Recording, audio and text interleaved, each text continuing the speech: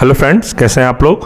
Friends, BPSC TRE 4 का exam का आप तैयारी कर रहे हैं तो मॉडर्न हिस्ट्री में जितने भी प्रश्न आएंगे यह क्लास आप देख लेते हैं तो इससे बाहर आपका प्रश्न नहीं आएगा, क्योंकि यह जो क्लास मैं आपको करवाऊंगा बीपीएससी अभी तक जितने भी एग्ज़ाम कंडक्ट कराई है सबका प्रीवियस ईयर विथ एक्सप्लेन के साथ यह क्लास आपके लिए रहेगा।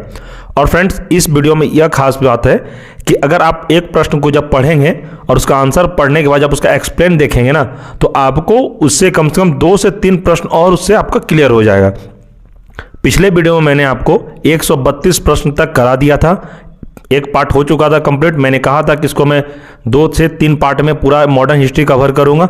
अगर आपने पार्ट 1 नहीं देखा है तो इस वीडियो के डिस्क्रिप्शन में लिंक दे दिया जाएगा, पहले आप जाके वो देख लीजिए, उसके बाद यह वीडियो देखिएगा तो आपको अच्छे से समझ में आ जाएगा। और फ्रेंड्स, वीडियो को स्किप करके नहीं देखिएगा, नहीं तो आपको समझ में नहीं आएगा। और फ्रेंड्स, टीआरई 4 में मॉडर्न हिस्ट्री में जितने भी प्रश्न बनेंगे आपका यहाँ से 100% बन जाएगा, क्योंकि बीपीएससी ज़्यादातर अपना एग्जाम में प्रीवियस ईयर को ज़्यादा फॉलो किए। मैं आपको एक दिखाऊंगा एक प्रूफ के साथ, 1 से 2 दिन में वो वीडियो आपको मिल जाएगा जिसमें से ज़्यादातर प्रश्न प्रीवियस ईयर से पूछा गया था।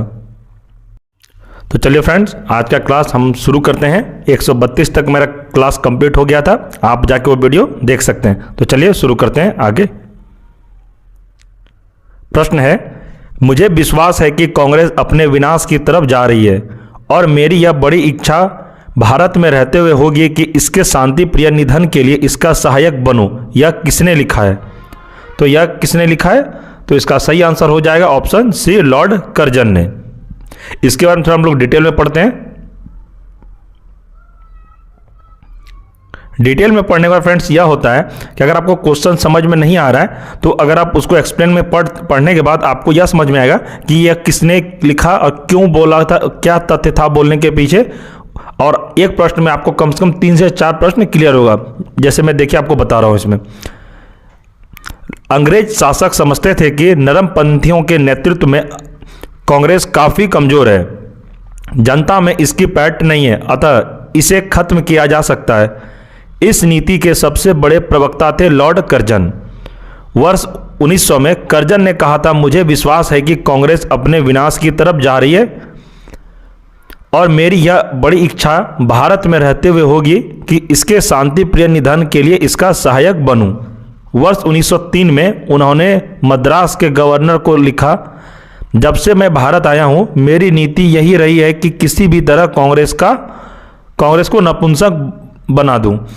कर्जन के कांग्रेस अध्यक्ष के नेतृत्व में प्रतिमंडल से मिलने से इनकार कर दिया। फ्रेंड्स, इसी तरह का प्रश्न आप भी जब पढ़िएगा तो ऐसे ही आपको एग्जाम में क्वेश्चन आएगा तो आपको एग्जाम में एक भी प्रश्न नहीं छूटेगा। अगर आपके पास बुक है तो बुक में भी जब आप पढ़िएगा तो इसे कोई भी प्रश्न पढ़िए, उसके बाद इसका डिटेल वाला जरूर एक बार आप देख लीजिए। जिसको समझ में लगता है कि ये मुझे प्रश्न समझ में नहीं आ रहा है तो अगर आप उसका एक्सप्लेनेशन देख लीजिएगा तो आपको 100% समझ में आ जाएगा। आगे प्रश्न देखते हैं। निम्न में से किस वायसराय के कार्यकाल में भारतीयों को राय बहादुर और खान बहादुर उपाधियां प्रदान करना प्रारंभ हुआ? तो किस वायसराय के काल में यह हुआ था? तो इसका सही आंसर है ऑप्शन बी, लॉर्ड लिटन के कार्यकाल में शुरू हुआ था। इसका डिटेल में हम लोग पढ़ते हैं। लॉर्ड लिटन के कार्यकाल में भारतीयों को राय बहादुर और खान बहादुर की उपाधियां प्रदान करना प्रारंभ हुआ। वर्नाक्यूलर प्रेस एक्ट 1878 ईस्वी में लॉर्ड लिटन के काल में पारित किया गया था। फ्रेंड्स, आपका एक प्रश्न यहां से और बनता है कि वर्नाक्यूलर प्रेस एक्ट आपको एग्जाम में पूछेगा कि वर्नाक्यूलर प्रेस एक्ट कब आया था या कब लाया गया था? तो 1878 ईस्वी में। किसके कार्यकाल में? तो लॉर्ड लिटन के काल में यह पारित किया गया था। तो फ्रेंड्स, याद रखिएगा यह प्रश्न आपके एग्जाम के लिए बहुत ही इंपॉर्टेंट है। टीआरई 4 में यह प्रश्न आने की प्रबल संभावना, इसलिए आप लोग इसको नोट डाउन जरूर कर लीजिएगा। आगे प्रश्न देखते हैं। अधिकतर नरमपंथी नेता थे, तो अधिकतम नरमपंथी नेता कहां से थे? शहर से थे कि ग्रामीण से थे? तो इसका सही आंसर हो जाएगा शहर से थे। नरमपंथी नेता ज्यादातर शहरी क्षेत्रों से थे। अब देखते हैं नरमपंथी नेता में कौन कौन थे।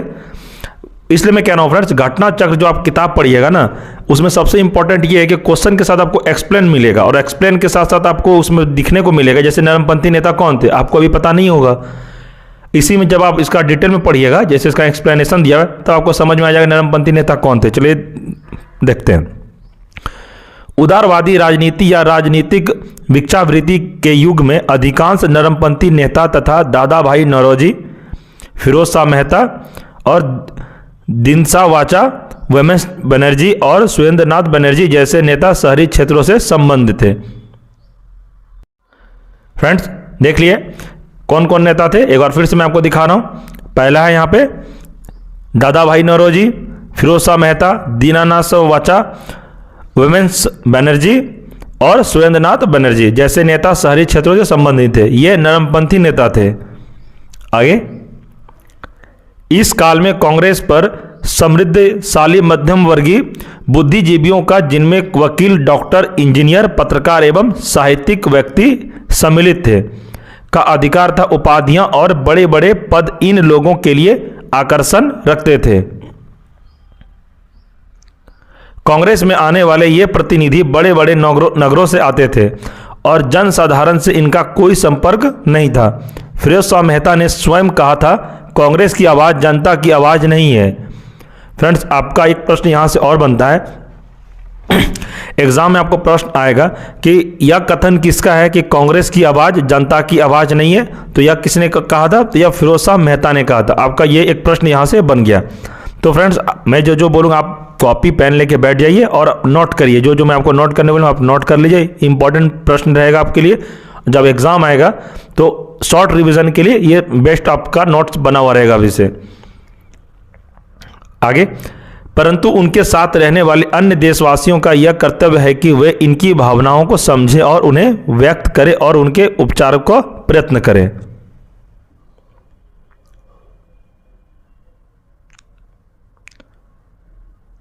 आगे देखते हैं, निम्न में कौन उपग्रंथी नहीं था? तो कौन नहीं था? तो इसका सही आंसर है गोपाल कृष्ण गोखले। देखिए फ्रेंड्स, है ना, ये पूछा गया प्रश्न बार बार मैं कह रहा हूं कि एग्जाम में रिपीट क्वेश्चन आपको हमेशा मिलेगा। जैसे ये प्रश्न है कि बीपीएससी पीआरई प्री में 2000 में पूछा गया था, 44वां बीपीएससी में प्रश्न पूछा गया था। इसी तरह प्रश्न, ये वाला प्रश्न कम से कम मॉडर्न हिस्ट्री में 5 से 6 बार पूछा गया है। इसलिए आपको कह रहा हूं कि अगर आप कोई बुक नहीं पढ़ते हैं, एनसीईआरटी भी नहीं पढ़ते हैं, या क्रॉन लूसेंट किस कोई बुक आप नहीं पढ़ते हैं, अगर आप सिर्फ घटना चक्र बुक पढ़ लेते हैं बीपीएससी पूर्वालोकन वाला, तो आपका जीके जीएस से एक भी प्रश्न नहीं छूटेगा। ये मैं आपको गारंटी से कह सकता हूं। अब फ्रेंड्स इसका डिटेल में पढ़ते हैं। गोपाल कृष्ण गोखले उदारवादी खेमे से संबंध थे। वह संभाव और मृदु न्याय प्रियता में विश्वास करते थे। उन्हें पूर्ण विश्वास था कि देश का पुनरुद्धार उत्तेजना के भंडारों में नहीं हो सकता। वे साधन और साध्य दोनों की पवित्रता में विश्वास करते थे। इन्हीं विचारों से प्रभावित होकर गांधी जी उनके शिष्य बन गए। तो फ्रेंड्स आपको एग्जाम में प्रश्न पूछेगा कि महात्मा गांधी के राजनीतिक गुरु कौन थे? तो आपको याद रखना है महात्मा गांधी के राजनीतिक गुरु गोपाल कृष्ण गोखले थे। इन्होंने 1889 ईस्वी में इलाहाबाद कांग्रेस अधिवेशन के मंच से राजनीति में भाग लिया। 1857 ईस्वी में उन्हें और वाचा को भारतीय व्यय के लिए नियुक्त बेलबी आयोग के सम्मुख साक्ष्य देने को कहा गया। वर्ष 1902 में वह बंबई संविधान परिषद के लिए और कालांतर में लिए नियुक्त चुने गए। तो फ्रेंड्स इसलिए मैं कह रहा हूं जब आप बुक आप पढ़ते हैं तो आप उसको थोड़ा एक्सप्लेन के साथ भी पढ़िए। सारा प्रश्न पढ़ने का जरूरत नहीं है। अगर आपको जिस प्रश्न में लग रहा है कि नहीं ये प्रश्न मुझे समझ में, उसका सिर्फ एक्सप्लेनेशन पढ़ लीजिए। आपको उसका जब एक्सप्लेनेशन पढ़िएगा तो उसमें आपसे 1 से 2 प्रश्न आपको एग्जाम में क्लियर होने का बहुत ही संभावना रहेगा। आगे, भारत सेवक समाज की स्थापना किसने की थी? तो यह किसने की थी? तो आपको याद रखना है यह ऑप्शन सी है, गोपाल कृष्ण गोखले। ये फ्रेंड्स वीवीआई आप इसको नोट डाउन कर सकते हैं। फ्रेंड जिस प्रश्न में मुझे लगेगा कि आपको इसका एक्सप्लेनेशन भी करा देना चाहिए तो मैं करा दूंगा, क्योंकि ये प्रश्न उतना एक्सप्लेन करने का जरूरत नहीं है। ये आप डायरेक्ट इसको याद रख सकते हैं। भारत सेवक समाज की स्थापना किसने की? तो गोपाल कृष्ण गोखले ने की। आगे, 1905 में सर्वेंट ऑफ इंडिया सोसाइटी की स्थापना किसके द्वारा की गई? तो सर्वेंट ऑफ सोसाइटी इंडिया की स्थापना किसके द्वारा की गई थी? तो आपको याद रखना, इसका आंसर हो जाएगा ऑफ गोपाल कृष्ण गोखले।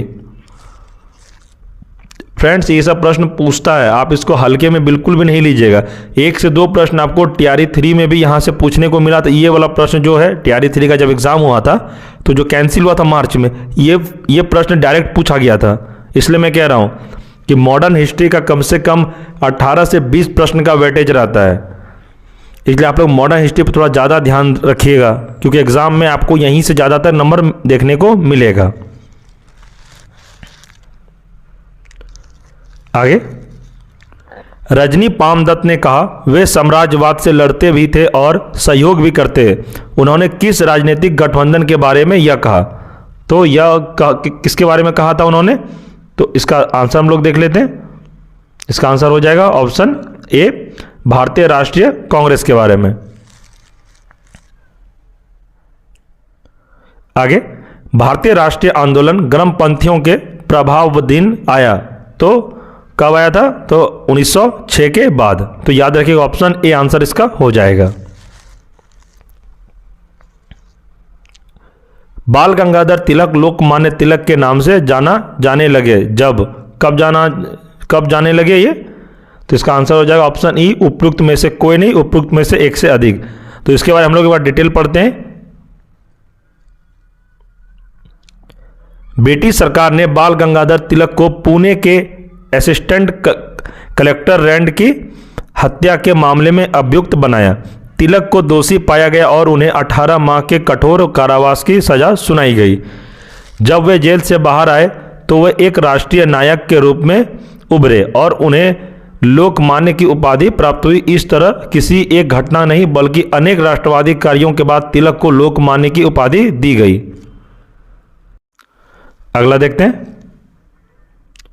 निम्नलिखित में से कौन सा नेता कांग्रेस के गर्म दल से संबंधित था? तो कौन सा नेता गर्म दल से संबंधित था? तो गर्म दल से था ये, और ऑप्शन ए अरविंद घोष।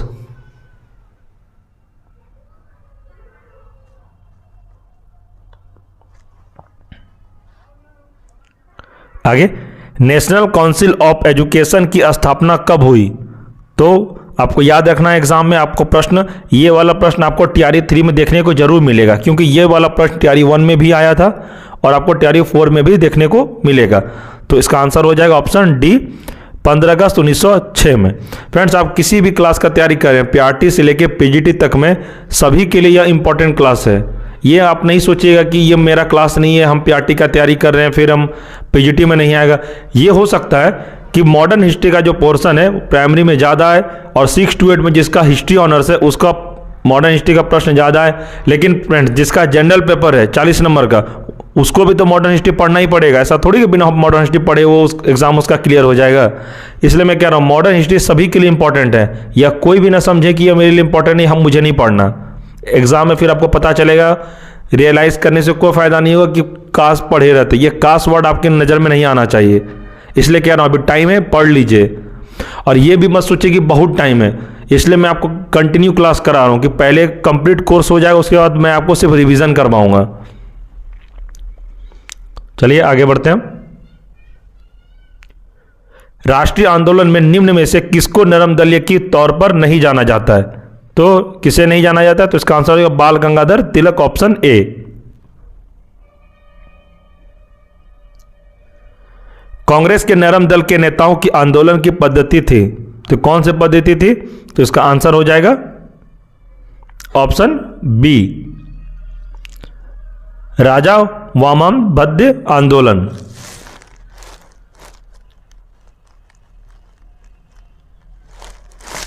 आगे, शेरे पंजाब के नाम से इनमें से कौन मशहूर थे? तो शेरे पंजाब किन्हें बुलाया जाता था? तो इसका आंसर हो जाएगा ऑप्शन सी, लाला लाजपत राय।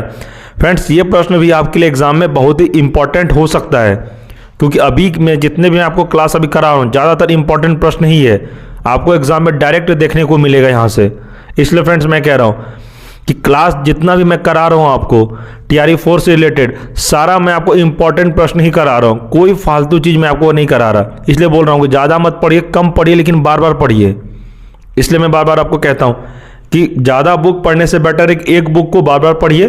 और मैं आपको गारंटी करता हूँ कि TRE 4 का जो आपका जो एग्ज़ाम में क्वेश्चन बनेगा, मेरे पढ़ाया गया जितने भी मैंने क्लास पढ़ाया, मैं आपको बाद में रिव्यू दूंगा कि इससे आपको एग्ज़ाम में कम से कम 50 से 70% आपको क्वेश्चन देखने को मिलेगा। आप ये बात अभी आपको पता नहीं चल रहा हो, आप TRE 3 और TRE 2 का प्रश्न उठा के देख लीजिए, NCERT से कितना प्रश्न पूछा गया। जो क्लास में अभी करा रहा हूँ, इस क्लास से आपको वहाँ का प्रश्न बहुत ज़्यादा देखने को मिलेगा। तो चलिए आगे बढ़ते हैं क्वेश्चन में। याद रखिएगा फ्रेंड्स, शेरे पंजाब के नाम से लाला लाजपत राय को जाना जाता था। आगे, अभिनव भारत से कौन संबंधित थे? तो यह कौन संबंधित है? इसका आंसर है VD सावरकर। नेक्स्ट, मुजफ्फरपुर में किंग्स फोर्ट की हत्या का प्रयास कब किया गया? तो आपको इसका ईस्वी याद रखना है। इसका आंसर हो जाएगा 1908।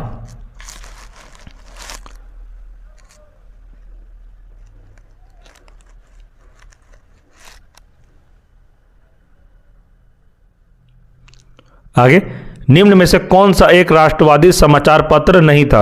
तो समाचार पत्र जो राष्ट्रवादी नहीं था वो कौन सा था? इसका नाम हो जाएगा option D, the times of India.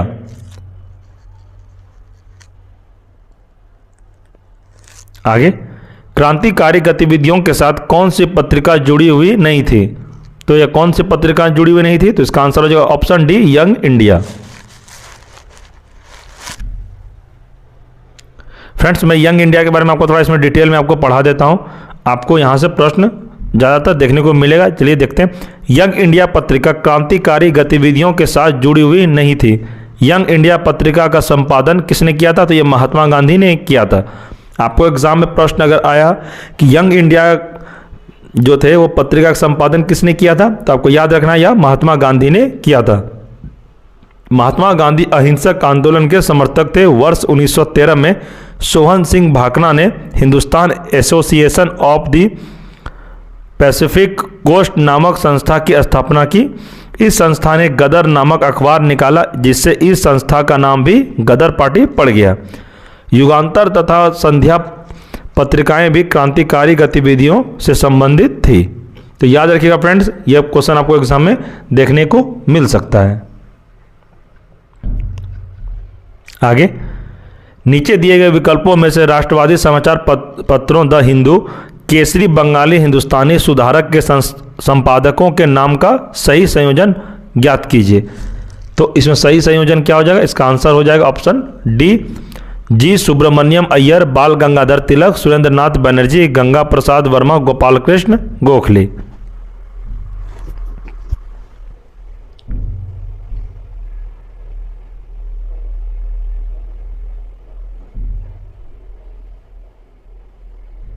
आगे देखते हैं। स्वराज मेरा जन्मसिद्ध अधिकार है, मैं इसे पाकर रहूंगा, किसने कहा था? यह कथन किसका था? तो फ्रेंड्स, यह कथन था बाल गंगाधर तिलक का। फ्रेंड्स, आप मोस्ट VVI आप इसको लिख सकते हैं। ये वाला कथन वाला रिलेटेड प्रश्न आपको TRE 4 में मैं कहता हूं, मुझे जहां तक BPSC को, मैं अभी BPSC का पैटर्न को मैं जानता हूं, मुझे लगता है ये प्रश्न आपको एग्जाम में देखने को मिल सकता है कि स्वराज मेरा जन्मसिद्ध अधिकार है, यह कथन किसका है? तो आपको एग्जाम में प्रश्न का आंसर मारना है बाल गंगाधर तिलक। इसको आप नोट डाउन भी कर सकते हैं।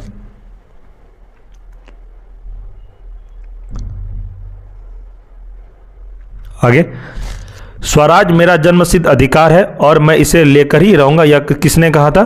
ये बाल गंगाधर तिलक ने कहा था। देखिए फ्रेंड्स, ये दोबारा प्रश्न आपको देखने को मिला ना, ये देखिए 65वें BPSC प्री में 2019 में पूछा था, और इससे पहले देखिए कहां पे पूछा था, 53वां और 55वां BPSC प्री में 2011 में यह प्रश्न पूछा गया था। देखिए, इसलिए मैं कह रहा हूं कि आपको यहीं से प्रश्न ज़्यादातर एग्जाम में देखने को मिलेगा। ऐसे में कोई भी, मैं जितने भी मैं क्लास आपको करा रहा हूँ, कोई फालतू क्लास में आपको नहीं करा रहा। जो एग्ज़ाम से रिलेटेड है, जो एग्ज़ाम में प्रश्न आने के लिए प्रबल संभावना है, बस मैं वही आपको क्लास करा रहा हूँ। क्योंकि टाइम ऐसा नहीं है कि बहुत टाइम है, मैं आपको कुछ भी पढ़ा दूं, बाद में बोलूं कि ये मत पढ़िए, वो मत पढ़िए। मैं बस अभी जितना आपको पढ़ा रहा हूँ वो आप अच्छे से पढ़ लीजिए। मैं स्पेशल TRE 4 के लिए ही आपको पढ़ा रहा हूँ इस चैनल पे, और कुछ नहीं। इसलिए फ्रेंड्स, मैं जितना कह रहा हूँ बस उतना करिए। आपका एग्ज़ाम नहीं निकलेगा तो आप मुझे कहिएगा। और फ्रेंड्स बहुत सारे कैंडिडेट मुझे मैसेज कर रहे थे कि सर TRE 4 में 6 to 8 9th 10th PGT के लिए जनरल पेपर 40 नंबर का आता है, वो मुझे आप करा दीजिए। तो मैं दोस्तों मैं उन सभी को कह रहा हूँ कि ये जो क्लास आप कर रहे हैं, ये क्लास से भी आपका 40 नंबर क्लियर हो जाएगा। 40 नंबर में क्या प्रश्न पूछता है? जनरल पेपर रहता है, मॉडर्न से रहता है, प्लस पॉलिटी से रहता है, हिस्ट्री से रहता है, कुछ साइंस से रहता है। तो ये जितने भी मैं क्लास आपको करा रहा हूँ, आप इसी को अच्छे से कर लीजिए, आपका एग्जाम में प्रश्न एक भी नहीं छूटेगा। और रही बात 40 प्रश्न की, तो मैं आप लोगों के लिए वो स्पेशल क्लास शुरू कर दूंगा, जो स्पेशल वो 40 नंबर जनरल पेपर लोगों के लिए होगा। उसके लिए आप टेंशन मत लीजिए, बस अपने पढ़ाई पे फोकस करके अभी पढ़िए और इधर उधर मत जाए। ज़्यादा नोट्स के पीछे आप नहीं जाइएगा। कोई भी आपको नोट्स दे दे कि नहीं ये मेरे नोट्स पढ़ लो, नोट्स में मत जाइए। एग्जाम में क्या पूछता है बस वो पढ़िए। ज़्यादा पढ़ने के लिए तो बहुत है, विद्वान नहीं बनना है आपको। एग्जाम में बस अपना एक सीट कन्फर्म करना है। विद्वान पूरा लाइफ आपके पास पड़ा हुआ है विद्वान बनने के लिए। अब चलिए नेक्स्ट प्रश्न देखते हैं। भारतीय क्रांति की जननी किसे कहा गया है? तो भारतीय क्रांति की जननी किसे कहा गया है? तो इसका आंसर हो जाएगा option D, madam Bhikaji Rustam Cama को। तो याद रखिएगा इसको।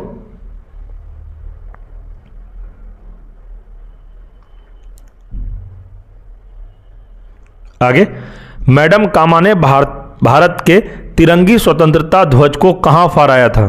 तो इसका आंसर हो जाएगा ऑप्शन सी, स्टुटगार्ट में। आगे देखिए, इन्हीं के बारे में कितना प्रश्न कंटिन्यू पूछा गया है। मैडम कामा ने 1907 में प्रथम तिरंगा ध्वज कहां फहराया था? तो इसका आंसर हो जाएगा ऑप्शन डी, स्टुटगार्ट। कंटिन्यू ये प्रश्न आपको मिला ना। 56वां BPSC, 59वां BPSC प्री में 2015 में पूछा गया प्रश्न, और यही प्रश्न यहां पे पूछा गया है। देखिए 2020 में भी ये प्रश्न पूछा गया आपको। इसलिए मैं बार बार कहता हूं कि प्रीवियस ईयर आप नहीं पढ़ना चाहते हैं कोई बुक, तो प्रीवियस ईयर BPSC पूर्वालोकन का बुक आप अच्छे से पढ़ लीजिए। आपका GK GS से एक भी प्रश्न नहीं छूटेगा, मैं आपको गारंटी के साथ कह सकता हूं। आगे, लंदन में इंडिया हाउस के संस्थापक कौन थे? तो लंदन में इंडिया हाउस के संस्थापक कौन थे? तो इसका आंसर हो जाएगा ऑप्शन ए, श्यामजी कृष्ण वर्मा थे।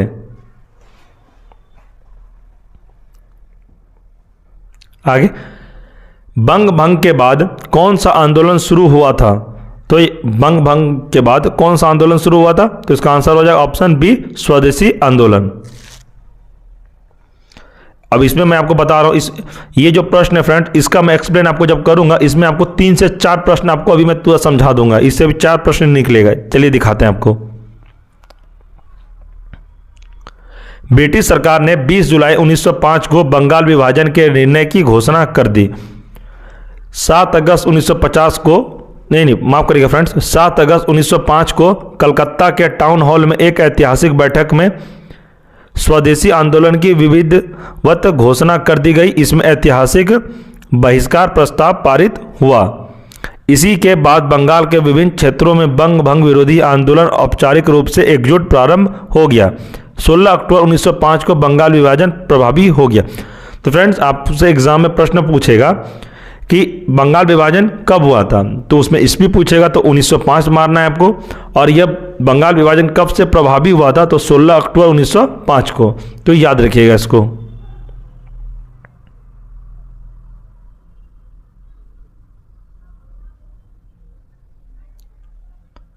आगे, लॉर्ड कर्जन द्वारा 1905 में किया गया बंगाल विभाजन किस वर्ष रद्द हुआ? तो फ्रेंड्स, आपको एग्जाम में एक प्रश्न और बनेगा कि बंगाल विभाजन किसने किया था? तो यह लॉर्ड कर्जन के द्वारा यह बंगाल विभाजन हुआ था।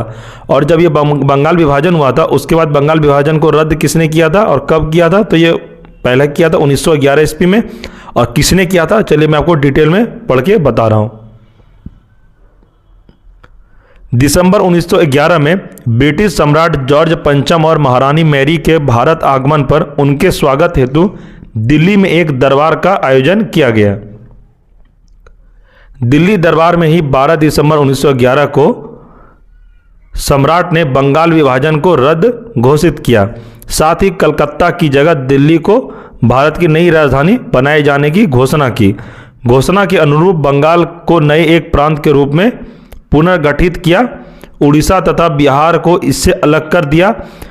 असम को एक नया प्रांत बनाया गया जैसा कि उसकी स्थिति 1874 ईस्वी में थी तथा सिलहट को इसमें जोड़ दिया गया। तो याद रखिएगा फ्रेंड्स, इतना प्रश्न आपको एग्जाम में देखने को मिल सकता है।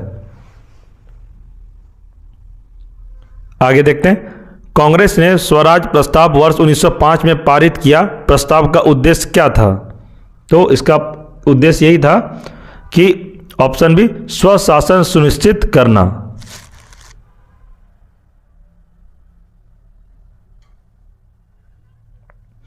आगे, 20वीं सदी के प्रारंभिक वर्षों में कांग्रेस में विभाजन की प्रक्रिया शुरू हुई। तो कब हुई थी? इसका आंसर हो जाएगा उपयुक्त सभी, यानी कि सारा सही है। कांग्रेस आंदोलन की रणनीतियों पर, कांग्रेस आंदोलन के उद्देश्यों पर, कांग्रेस आंदोलन में लोगों की भागीदारी पर।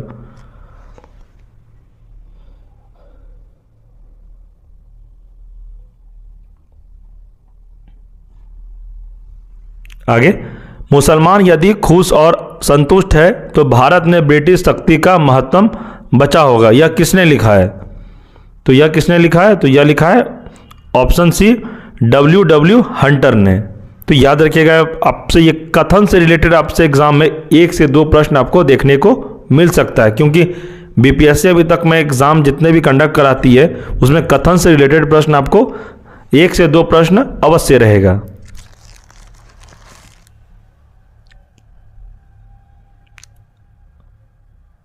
आगे देखते हैं, किस वर्ष हिंदुस्तान रिपब्लिकन एसोसिएशन की स्थापना हुई? तो कब हुई थी? तो इसका आंसर है ऑप्शन बी, 1924 को।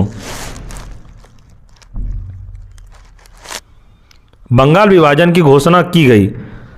इसमें पूछ रहा है घोषणा की गई, प्रभावी के बारे में नहीं कि लागू हो गया। तो घोषणा कब हुआ था? तो 19 जुलाई 1905 को।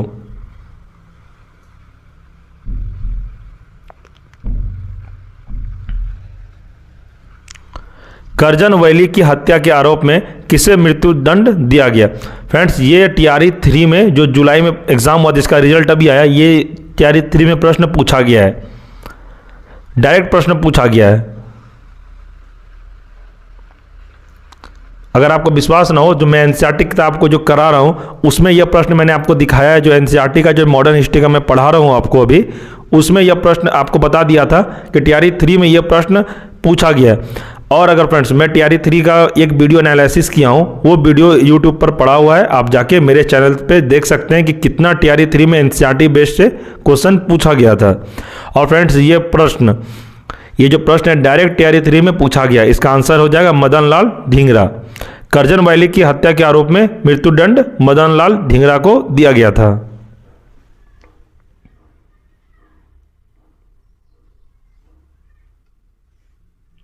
आगे, मॉन्टेग्यू चम्स्फोर्ड की रिपोर्ट क्या है? इसका मॉन्टेग्यू चम्स्फोर्ड की रिपोर्ट, तो इसका आंसर हो जाएगा ऑप्शन बी, भारत सरकार अधिनियम 1919 का आधार बनी। याद रखिएगा फ्रेंड्स, आपसे एग्जाम में पूछेगा तो आपको बताना है भारत सरकार अधिनियम 1919 का आधार बनी थी मॉन्टेन चम्स्फोर्ड।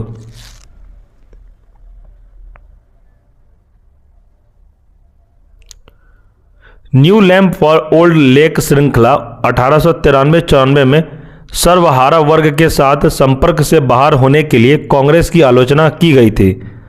इन लेखकों का लेखक कौन था? तो इसका लेखक कौन था? तो इसका लेखक था ऑप्शन ए, अरविंद घोष। आगे, काकोरी ट्रेन डकैती कांड में किन क्रांतिकारियों को फांसी की सजा दी गई थी? तो काकोरी ट्रेन जो डकैती हुआ था उसमें किसको फांसी दी गई थी? तो इसका आंसर हो जाएगा, आपको याद रखना है ऑप्शन ए, राम प्रसाद बिस्मिल और अशफाक उल्लाह को, अशफाक उल्लाह को और राम प्रसाद बिस्मिल्लाह को।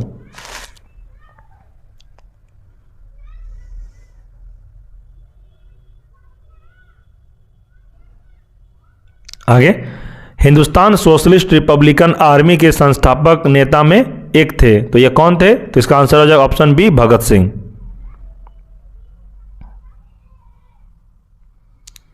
आगे देखते हैं, निम्नलिखित पंक्तियों को किसने लिखा? सरफरोशी की तमन्ना अब हमारे दिल में है, देखना है जोर कितना बाजू है कातिल में है। तो यह किसने लिखा था? तो इसका आंसर हो जाएगा ऑप्शन बी, राजगुरु ने। फ्रेंड्स, ये आप VVI लिख सकते हैं अपने कॉपी में। हो सकता है आपको यह प्रश्न इस बार तैयारी 4 में देखने को मिल सकता है।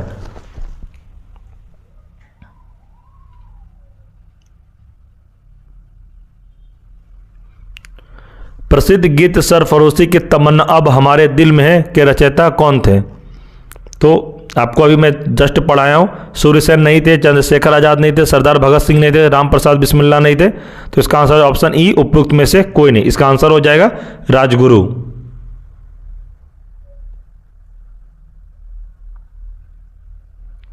आगे, इनकलाब जिंदाबाद का नारा किसने दिया? तो यह नारा किसने दिया था? तो इसका आंसर हो जाएगा इकबाल, MK गांधी और भगत सिंह और SC बोस। तो इसका नारा दिया था इनकलाब का, तो ये भगत सिंह ने दिया था। आगे, भगत सिंह, राजगुरु तथा सुखदेव को कब फांसी दी गई? तो इसका आंसर हो जाएगा ऑप्शन ए, 23 मार्च 1931 को। तो याद रखिएगा फ्रेंड्स, 23 मार्च 1931 को भगत सिंह को फांसी दिया गया था, और राजगुरु तथा सुखदेव को भी, तीनों को साथ साथ ही फांसी दिया गया था। अगर आपको प्रश्न एग्जाम में पूछेगा सुखदेव को फांसी कब दी गई, तो उसका भी डेट यही होगा, 23 मार्च 1931।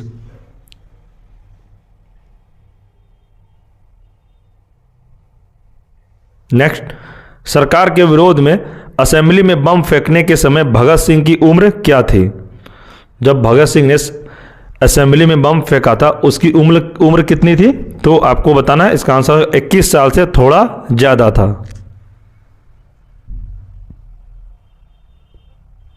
आगे, अनुशीलन समिति थी, तो क्या थी? ऑप्शन डी, एक क्रांतिकारी संगठन अनुशीलन समिति थी।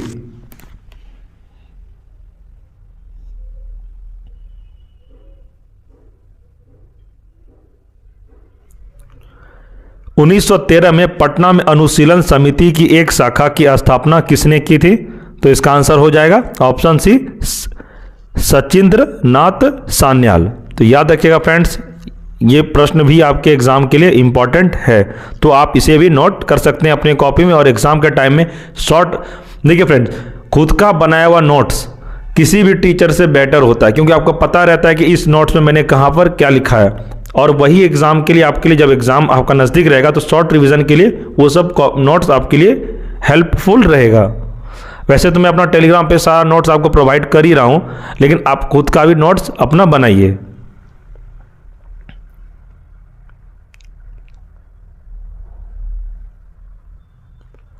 चिटगांव शस्त्र छापामारी की योजना बनाई गई थी, तो ये कब बनाई गई थी? तो इसका आंसर हो जाएगा सूर्यसेन ने यह बनाई गई थी।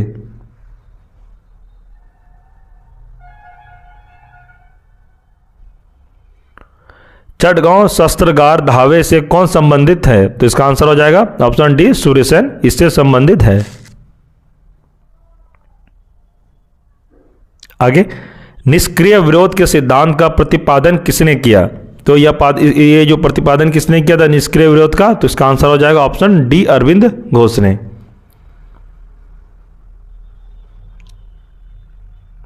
आगे देखते हैं, गदर पार्टी की स्थापना कब हुई? यानी कि किस वर्ष इसमें पूछ रहा है, तो इसका आंसर आपको बताना ऑप्शन बी, 1913 को। तो फ्रेंड्स, ये भी आप VVI लिख सकते हैं। आपके TRE 4 में एग्जाम में आने का ये प्रश्न बहुत ही, मुझे लग रहा है कि ये प्रश्न आपको कम से कम एग्जाम में 70 से 80% मुझे लग रहा है कि ये प्रश्न आपको एग्जाम में देखने को मिल सकता है।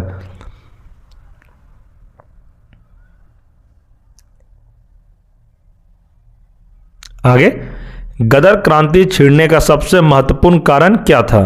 तो यह था प्रथम महायुद्ध का शुरू होना, ऑप्शन सी।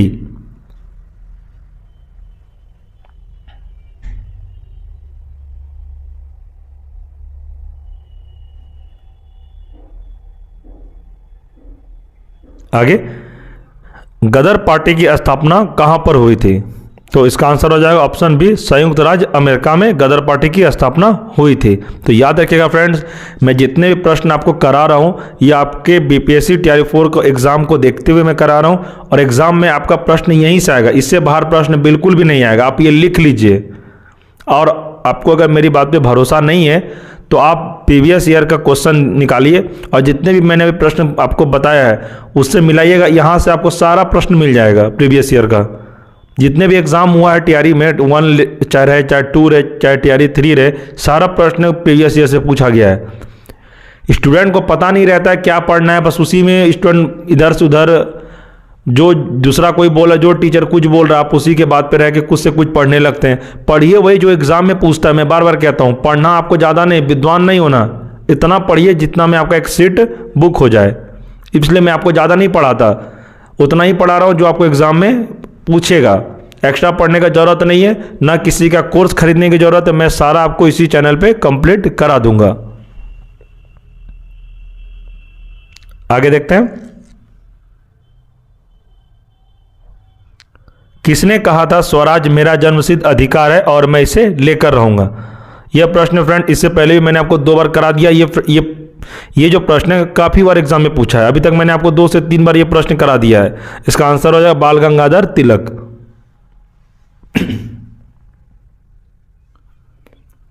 आगे देखते हैं, देखिए फिर से वही प्रश्न आ गया, स्वराज मेरा जन्मसिद्ध अधिकार है और मैं इसे लेकर रहूंगा, यह वक्तव्य किससे संबंधित है? फिर वही बाल गंगाधर तिलक। ये फ्रेंड्स ये वाला आप प्रश्न को VBI लिख सकते हैं, आपके एग्जाम में प्रश्न आने का मुझे लगता है जैसा कि बहुत ज़्यादा चांसेस है ये प्रश्न आपको TRE 4 में देखने को मिल सकता है। और फ्रेंड्स अगर आपको एक बार में वीडियो समझ में नहीं आ रहा है तो 1 से 2 बार, 2 से 3 बार आप वीडियो को देख लीजिए, आपको पूरा का पूरा समझ में आ जाएगा। बस आप हेडफोन लगा कर सुनिए, कुछ मत करिए, बस आप सुनिए, आपको सुनकर याद हो जाएगा। और जो आपके दोस्त का तैयारी करें, दोस्त में भी इसे शेयर करिए कि वो भी इसका भी तैयारी इसका अच्छे से हो जाए। आगे, स्वराज आम जनता के लिए होना चाहिए, केवल वर्गों के लिए नहीं, के प्रसिद्ध सूत्र की घोषणा किसने की? तो ये किसने कहा था? तो ये ऑप्शन बी सी राजगोपालाचारी ने। आगे, इंडिया फॉर इंडियंस किताब किसने लिखी? तो यह किसने लिखी थी? तो आपको याद रखना है ऑप्शन ए CR दास ने इंडिया फॉर इंडियंस किताब CR दास ने लिखी थी।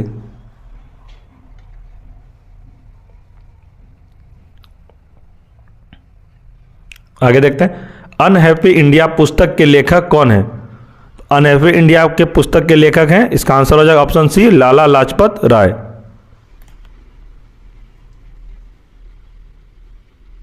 अगला देखते हैं, निम्नलिखित में से किस नेता ने 1906 में कलकत्ता कांग्रेस अधिवेशन की अध्यक्षता की थी?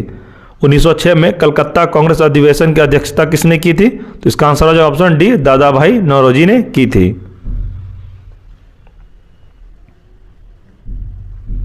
आगे, निम्नलिखित में किसने ऑल इंडिया मुस्लिम लीग की स्थापना की थी? ऑल इंडिया मुस्लिम लीग की स्थापना किसने की थी? तो आपको याद रखना फ्रेंड्स, इसका ऑप्शन हो जाएगा ऑप्शन डी नवाब सलीमुल्लाह खान ने ऑल इंडिया मुस्लिम लीग की स्थापना की थी। तो इसे याद रखिएगा आप।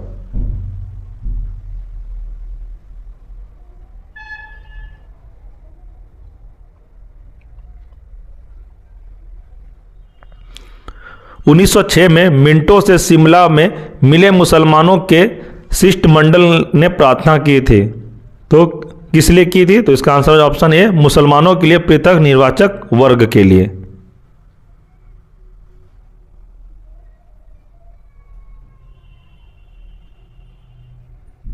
आगे, निम्न में से किस अधिनियम ने भारत में पृथक निर्वाचक मंडल का आरंभ किया? तो किस नियम ने भारत में पृथक निर्वाचक मंडल का आरंभ किया था? तो इसका आंसर हो जाएगा ऑप्शन डी भारतीय परिषद अधिनियम 1909। तो फ्रेंड्स याद रखिएगा, मैं जितने भी प्रश्न आपको करा रहा हूं सारा का सारा प्रश्न इंपॉर्टेंट, एक भी प्रश्न को आप हल्के में बिल्कुल नहीं लीजिएगा। आप मेरे बात को सीरियस होकर, अगर मेरे पे आपको ट्रस्ट है तो आप मेरे पे भरोसा रख के आप मेरे साथ पढ़िए। जितना मैं आपको पढ़ा रहा हूँ बस मेरे साथ आप क्लास करिए, जितना कहता हूँ उतना ही करिए, और जो मैं कह रहा हूँ उसी को फॉलो करिए। आपका एग्ज़ाम क्लियर होने से कोई नहीं रोक सकता। आप लोग BPSC का पैटर्न को अभी तक समझ नहीं पाए हैं, और मैं जो पढ़ा रहा हूँ BPSC का पैटर्न को इससे पहले भी मैंने पढ़ाया था, तो बहुत सारे स्टूडेंट का रिजल्ट हुआ था। इसलिए मैं फ्रेंड्स बार बार कह रहा हूँ कि आप अच्छे से क्लास करिए, और आपको कुछ दिन के बाद और बहुत सारा नोट्स आपको इस ग्रुप में यानी कि टेलीग्राम ग्रुप में मिलता रहेगा। एग्जाम में पूछा गया प्रश्न इंपॉर्टेंट उसको मैं टाइप होने दे दिया हूँ, जब टाइप कंप्लीट हो जाएगा तो आपको मैं वो सारा नोट्स आपको फ्री में दूंगा, कोई इसका चार्जेस नहीं है। आपको नोट्स चाहिए मैं टाइपराइटर को कह दिया हूँ और पूरा नोट्स तैयार हो रहा है, मैं लिख के दे दिया हूँ। सारा नोट्स आपको फ्री में मिलेगा, कोई चार्जेस नहीं। मैं बार बार कहता हूँ आपसे पैसे कोई ज़रूरत नहीं है, 10 रुपये 100 रुपये लेने से कोई बड़ा चीज़ नहीं है। आप बस अच्छे से तैयारी करिए, आपका एग्ज़ाम क्वालिफाई हो जाएगा, वही सबसे बड़ा मेरा फ़ी हो जाएगा। तो ठीक है फ्रेंड्स, आपको बस ये याद रखना कि एग्ज़ाम में आपको एक सीट कंफर्म करना है, ज़्यादा आपको पढ़ना ज़रूरत ही नहीं है, बाद में पढ़ते रहिएगा नौकरी होने के बाद। पहले आप एक रिजल्ट लीजिए, उसके बाद में विद्वान बनिए, बड़ा बड़ा किताब पढ़िए, उससे कोई दिक्कत नहीं है। चलिए आगे बढ़ते हैं। निम्नलिखित में किसका योगदान होम रूल लीग के स्थापना में नहीं था? तो किसका योगदान नहीं था? तो इसका आंसर हो जाएगा ऑप्शन डी, टी.एस. ऑलकॉट का। इसका होम रूल लीग में स्थापना में इसका कोई भी योगदान नहीं था, तो इसे याद रखिएगा आप। आगे, किस अधिवेशन में होम रूल समर्थक अपनी राजनीतिक शक्ति का सफलतापूर्वक प्रदर्शन कर सके? तो इसका क्या आंसर हो जाएगा? इसका आंसर हो जाएगा ऑप्शन ए, कांग्रेस का 1916 का अधिवेशन।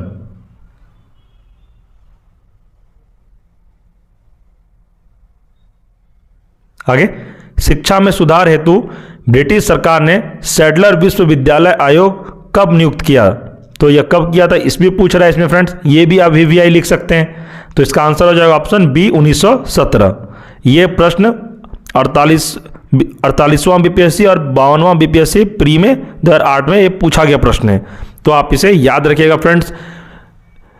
ज़्यादातर आपको मैं जो दिखा रहा हूँ, ज़्यादातर मैं आपको क्या बताया अभी कि ज़्यादातर एग्जाम में प्रीवियस ईयर को एग्जाम में फॉलो किया जा रहा है, ज़्यादा प्रश्न प्रीवियस ईयर का ही है ना, इसलिए कहता हूँ बार बार कि पूर्वालोकन बुक लीजिए और उसको बार बार रट जाइए एकदम। कोई किताब नहीं पढ़ते हैं तो एकदम किताब को, ये पूर्वालोकन किताब एकदम रट जाइए, ऐसा रट जाइए कि आपको पेज नंबर तक याद हो जाए।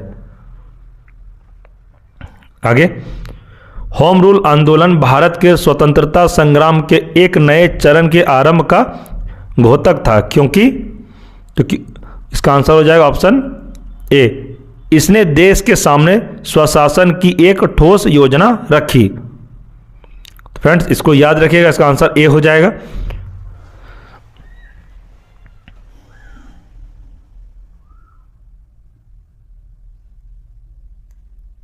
आगे, बंगाल विभाजन के प्रत्याघातक के रूप में कौन सा आंदोलन शुरू हुआ था?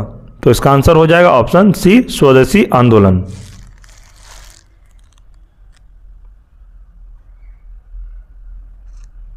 आगे, नोआखली काल में महात्मा गांधी के सचिव कौन थे? तो इसका आंसर हो जाएगा ऑप्शन सी, प्यारे लाल।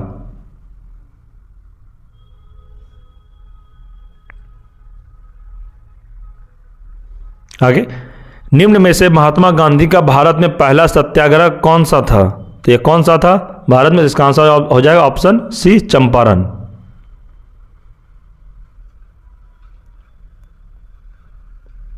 आगे देखते हैं, निम्न में से किस कॉलेज में गांधी जी ने पढ़ाई की थी? तो इसका आंसर हो जाएगा option A, Shyamlal Das college, Bhavnagar में।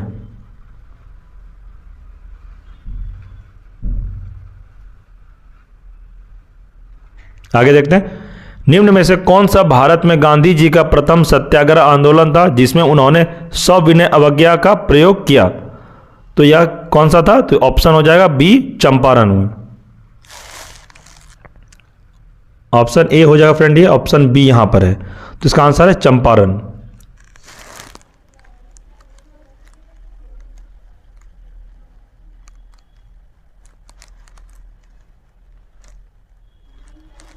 आगे, किसने यूरोपीय नील बागान मालिकों द्वारा किसानों के शोषण की तरफ गांधी जी का ध्यान आकर्षित किया? तो इसका आंसर हो जाएगा ऑप्शन बी, राजकुमार शुक्ल ने। आगे, गांधी जी को चंपारण आने का आमंत्रण किसने दिया था? तो गांधी जी को चंपारण आने का निमंत्रण किसने दिया था? तो इसका आंसर हो जाएगा ऑप्शन बी, राजेंद्र प्रसाद ने। माफ करिएगा फ्रेंड्स, राजेंद्र प्रसाद नहीं, इसका आंसर हो जाएगा ऑप्शन ए, राजकुमार शुक्ल ने। आगे, चंपारण में इंडिगो के किसानों की दशा की ओर गांधी जी का ध्यान किसने आकर्षित किया? तो इसका भी आंसर हो जाएगा ऑप्शन डी, राजकुमार शुक्ल। देखिए फ्रेंड्स, ये भी आप VVI लिख सकते हैं। देखिए कितना फ्रेंड्स ये वाला प्रश्न आपको रिपीट मिल रहा है। प्रश्न वही रहता है, उसका पूछने का तरीका चेंज हो जाता है।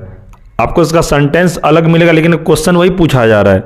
इसलिए आप लोग थोड़ा इसको ध्यान से क्वेश्चन पढ़िएगा एग्जाम में और आंसर लगाइएगा। आगे, गांधी जी द्वारा भारत में पहली बार सत्याग्रह आंदोलन बिहार में कहां प्रारंभ किया? अभी थोड़ी देर पहले मैंने आपको बताया था, इसका आंसर हो जाएगा चंपारण। इसलिए मैं कह रहा हूं फ्रेंड, रिपीट क्वेश्चन आपको बहुत मिलेगा एग्जाम में। बार बार मैं कहता हूं कि यहीं से प्रश्न आपको मॉडर्न हिस्ट्री का पूरा मिल जाएगा। 100% आप लिख लीजिए इस चीज को, आप मेरे बात पे भरोसा करें, आप लिख लीजिए। आपको मॉडर्न हिस्ट्री का प्रश्न पूर्वावलोकन के बाहर कहीं नहीं जाएगा। मैंने TRE 1, TRE 2, TRE 3 सारा का क्वेश्चन मैं देख चुका हूं, सारा प्रश्न यहीं से आया था। आगे देखते हैं, बिहार के कौन से स्थान में गांधी जी ने अपना प्रथम सत्याग्रह किया था? तो ये भी इसका आंसर भी चंपारण हो जाएगा। देखिए बार बार चंपारण का प्रश्न आ रहा है, तो ये भी आप VVI प्रश्न लिख सकते हैं कि गांधी जी ने अपना प्रथम सत्याग्रह बिहार में कहां किया था? तो ये चंपारण में किया था।